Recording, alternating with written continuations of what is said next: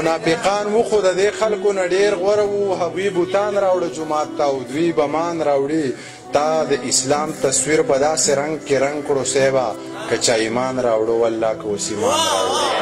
ابراهیم تاج په کتاب به زه څه ووایم، ډېره ښکلې ډېره ساده شاعري کړې ده. حالات هر طرف یې پکې چېړلی دی. ما چې تر کومه ښه ده اورېدلې ده، ډېر خوند مې ترې اخیستی دی، ډېره خوند یې راکړی دی. یو ټولو ملګرو د راتګ یو ځل بیا هم مننه. دا کتاب دی، تاسو کتاب ولیدو، دا کتاب به تاسو ولولئ. دا زما چې کوم شپږ اووه کاله زما خواري وه هغه ټوله مې رانه جوړ کړې ده. د هغې نه مې یو رس راایستی دی، ستاسو مخې ته مې ایښودی دی. د دې خوښول او د دې نه خوښول دا اوس ستاسو خپل کار دی.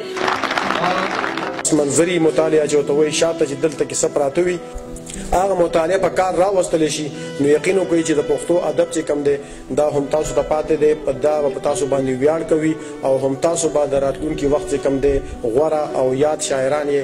هر خریدار د ژوند بازار کې یوسف مخې ګوري، خو په بلال څوک پوهېدلی نه دی، سم ښکلی دی. یقینا چې زه نشم ویلی چې زما به دا ګمان و چې دا مخکتنه په داسې طریقه کېږي چې یو د واده شکل به اختیاري. یقینا دا سم د واده یو منظر دی چې ملګرو څومره په درناوي څومره په خلوص باندې ابراهیم تاج ته څهرې په سر کړې. دی خو ستا نه خلاف نه دی، د هېڅ چا نه خلاف نه دی، د ملا نه خلاف نه دی، دی ملګری د دې دور د عالم دی. په یارانو کې یو یار مې ابراهیم دی. زمونږ د خلکو دا یو المیه ده چې انسان جمدی او په مونږ کې نو مونږ سره قدر نه، او چې کله بیا وفات شي او په موقع نه لاړ شي زمونږ نه، نو بیا مونږ سره قدر پیدا شي. نو ابراهیم تاج صاحب ستاسو د کتاب هم تاسو مبارکي درکوم چې زړه ته مې یوه سړیکه بېداره پرېوته، له سترګو مې له درد اوښکه بېواره پرېوته. همزولو چې به ویل ورته تاج تور دی تاج بدرنګ دی، په ځمکه به هغه سمه د قاره پرېوته. خفه مې ما پسې بیخي دا دی راورسېدم، تا وکړو حکم سمدستي دا دی راورسېدم.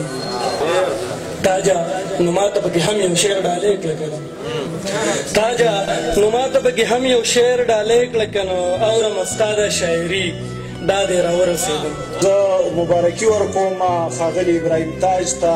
داسې ناشنا شاعري کړې ده او داسې ناشنا ردیفونه راوړي دي، او چې ردیف ناشنا وي نو قدرتي خبره ده چې د هغې سره به خیال هم ناشنا راځي. ابراهیم تاج که د قد نه وړوکی دی خو قامت یې ډېر ستر دی، او د هغې ښکاره ثبوت دا نننۍ غونډه ده چې تاسو په ډېر تعداد کې او په ډېر مینه باندې دلته راغلي. علي محمد څخه هم راخواست کوم چې کومه څخه د ایم پی او امینې په شانتې قرض نه کوم، د نام ورکوم آن د سپاټ یې ورکوم، 1000 روپۍ او رادي شي راشه. ډېره مننه. تاج پګړۍ په سر ورته دا خیال نه کوو، تاج پګړۍ په سر ورته دا خیال نه کوو. که